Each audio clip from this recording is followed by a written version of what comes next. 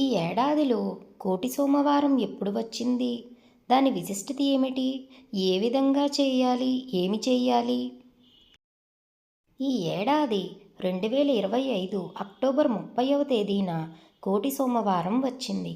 కార్తీక మాసంలో శ్రవణ నక్షత్రం ఏ రోజున ఉంటే ఆ రోజును కోటి సోమవారంగా జరుపుకుంటారు. కార్తీక మాసంలో సోమవారాలకు ఎంతో విశిష్టత ఉంది. అందులోనూ కార్తీక మాసం కోటి సోమవారం మరింత విశిష్టమైనదిగా భావిస్తారు. ఈరోజు ఆచరించే పవిత్ర స్నానం, దానం, ఉపవాసాలకు కోటి రెట్లు అధికంగా ఫలితం ఉంటుందని శాస్త్రం చెబుతుంది. వ్యాసమహర్షి రచించిన స్కంద పురాణం ప్రకారం చూస్తే కార్తీక మాసంలో శ్రవణ నక్షత్రం రోజును కోటి సోమవారం అంటారు. ఈరోజు శివకేశవులకు అత్యంత ప్రీతికరం. కోటి సోమవారం రోజు సూర్యోదయం పూర్వమే నిద్రలేచి నదీ స్నానం ఆచరించడం అత్యుత్తమము. కార్తీక మాసంలో కార్తీక సోమవారాలు, ఏకాదశి, పూర్ణిమ వంటి విశిష్టమైన తిథుల్లో చాలామంది ఉపవాసాలు ఉంటారు.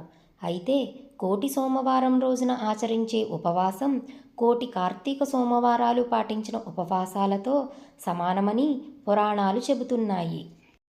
అందుకే కోటి సోమవారం రోజు ఉదయం నుంచి సాయంత్రం వరకు ఉపవాసం చేసి రాత్రి నక్షత్ర దర్శనం చేసుకున్న అనంతరం భోజనం చేసి ఉపవాసం విరమించాలి. కుదిరిన వాళ్ళు మాత్రమే, ఉపవాసం చేయగలిగిన వాళ్ళు మాత్రమే చేయండి. ఈ కోటి సోమవారం రోజున శివాలయమునకు వెళ్ళి అత్యంత భక్తి శ్రద్ధలతో పంచామృతాలతో శివుడికి అభిషేకం చేయాలి. అలాగే నువ్వుల నూనెతో దీపం వెలిగించాలి. బిల్వపత్రాలతో శివుడిని అర్చించాలి. కొబ్బరికాయ, అరటిపండ్లు సమర్పించాలి. సాయంకాలం యథావిధిగా స్నాన సంధ్యాదులను పూర్తి చేసుకుని శ్రీ మహావిష్ణువు ఆలయానికి వెళ్ళి ఆవు నెయ్యితో దీపారాధన చేసి తులసీమాలను శ్రీమన్నారాయణునికి సమర్పించి భక్తి శ్రద్ధలతో శ్రీ విష్ణు సహస్రనామ పారాయణం చేయడం వల్ల సకల శుభాలు కలుగుతాయి. అంతేకాకుండా సాలగ్రామాలు సాక్షాత్తు శ్రీ మహావిష్ణు రూపంగా భావిస్తారు.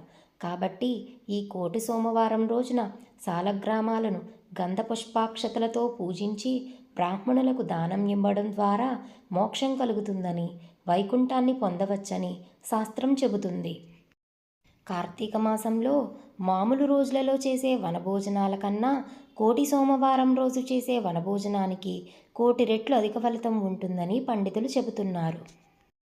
ముఖ్యంగా కార్తీక మాసంలో వచ్చే కోటి సోమవారం రోజున శ్రీ సత్యనారాయణ స్వామి వ్రతం ఆచరిస్తే అఖండ ఐశ్వర్యాలు, సుఖ సంతోషాలు సొంతమవుతాయని పురాణాల ద్వారా తెలుస్తుంది. సత్యనారాయణ స్వామి పూజ చేయడంతో పాటు ఉపవాసం ఉండడం, పేదలకు, ఇతరులకు దానం చేయడం అత్యంత శుభప్రదం.